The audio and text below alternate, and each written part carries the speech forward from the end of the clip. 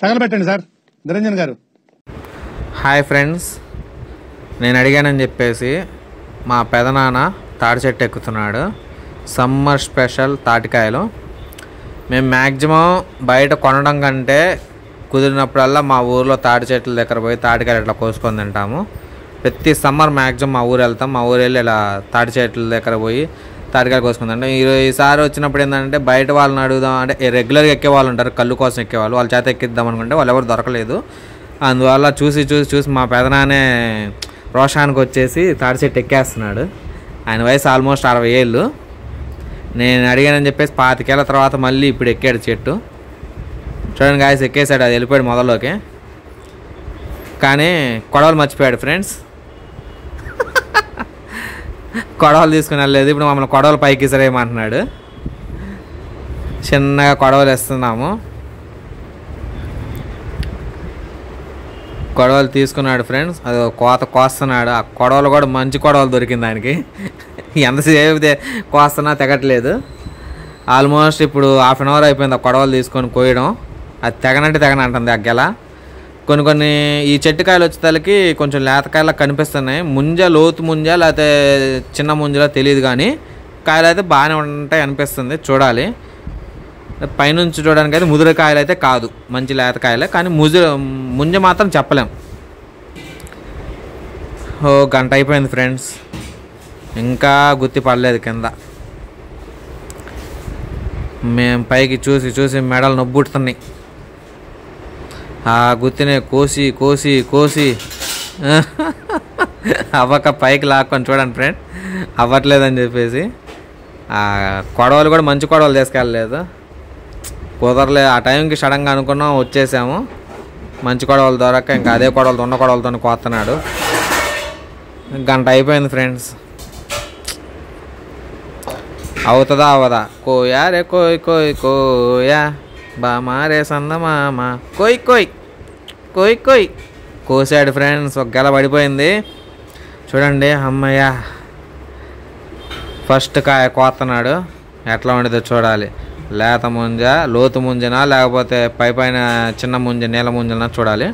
నీల ముంజ అయితే వేస్ట్, ఇంకా కోయడం కూడా. మళ్ళీ దిగేసి వేరే చెట్టు ఎక్కడం బెటర్. చూడండి, ఈ కొడవలు కూడా బాగలేదు ఫ్రెండ్స్. రెండో కొడవలే, అది కూడా అట్నే చచ్చింది. ఇప్పుడు ఆ చెట్టు అయిపోయింది ఫ్రెండ్స్. ఆ చెట్టు కాయలు బాగలేవు, లోతు లేవు కాయలు ముంజులో. అందుకని ఇంకో చెట్టు ఎక్కాడు. ఈ మధ్య గ్యాప్లో ఆల్మోస్ట్ ఈ చెట్టు ఎక్కడానికి నిచ్చెన వేసుకొని ఎక్కాల్సి వచ్చింది మా పెదనాన్న. ఈ చెట్టు ఏంటంటే కొంచెం కష్టంగా ఉంది ఎక్కాలంటే. సో నిచ్చెన వేసుకొని చిన్నగా ఎక్కాడు ఈ చెట్టుని. ఇందాక చెట్టు కాయలు అయితే బాగలేవు ఫ్రెండ్స్, అందుకని ఇంకా తినలేదు, ఆపేసాం. కనపడుతుంది కదా మీకు నిచ్చెన, ఆ నిచ్చెనతో మేము ఇంకా చిన్నగా ఎక్కించాం. కానీ ఈ చెట్టు కాయలు మాత్రం చాలా రుచిగా ఉన్నాయి. చాలా అంటే చాలా బాగుంది. మాకు ఇంకా ఈ సమ్మరు తాటికాయ దొరికేసినట్టే. టేస్ట్ అయితే అద్భుతం. ఎప్పటికైనా సరే మేము సిటీలో ఉన్నా కానీ ఈ ముంజలు కొనుక్కొని తింటే ఆ టేస్ట్ రాదు ఫ్రెండ్స్. అండ్ కాయలు కూడా ఇంటికి తీసుకెళ్ళినా కానీ ఇంటికాడ తింటే వేరు, కానీ ఆ చెట్టు దగ్గరే అక్కడే కోసుకొని తింటే అది అసలు ఆ మజానే వేరు. మేమైతే మ్యాక్సిమం ఇలానే తింటాం. చెట్టు దగ్గర పోయి చెట్టు దగ్గరే కోసుకొని అక్కడే. చూడండి ఫ్రెండ్స్, మంచి కొడవలు తెచ్చాం తర్వాత ఈ రెండో చెట్టు కోసం. ఇది బాగానే దిగుతుంది, అందువల్ల తొందరగా తెగ్గొట్టేశాడు మా పెదనాన్న. ఇప్పుడు దిగేసి కాయలు కోస్తున్నాడు ముంజలు. చూడండి ఎంత బాగుందో. చిన్ని కాయలు కూడా లోతు ముంజలు. ఎంత టేస్ట్ అంటే మామూలుగా లేవు కాయలు మాత్రం. మేమైతే ప్రతి ఒక్కరం కడుపు నిండా తిన్నాం. తీయగా ఉన్నాయి కాయలు, మామూలుగా లేవు టేస్ట్. ఒక్కొక్కరం 15 కాయలు తిన్నాం ఫ్రెండ్స్. అంటే ఒక్కొక్క కాయకు 3 ముంజలు వేసుకుంటే 30 ముంజలు దాకా తిన్నాం ఒక్కొక్కరం. అయినా కూడా కడుపు నిండినట్టు అనిపించలేదు మాకైతే. ఇక్కడ కొన్న ముంజల్లో ఒక 7-8 ముంజలు తినగానే అది ఇంకా కడుపు నిండిపోయిందన్న ఫీలింగ్ వచ్చేస్తుంది, ఎవిటేసేస్తుంది. అక్కడ తింటూ ఉంటే తినాలనిపిస్తూనే ఉంటుంది. ఏంటంటే ఎప్పుడైనా సరే చెట్టు దగ్గర తింటేనే ఆ టేస్టే వేరు, ఆ మజానే వేరు, ఆ ఎంజాయ్మెంటే వేరు. మేమైతే ప్రతి సంవత్సరం ఇలానే చేస్తాం ఫ్రెండ్స్, చెట్టు దగ్గరే తింటాం.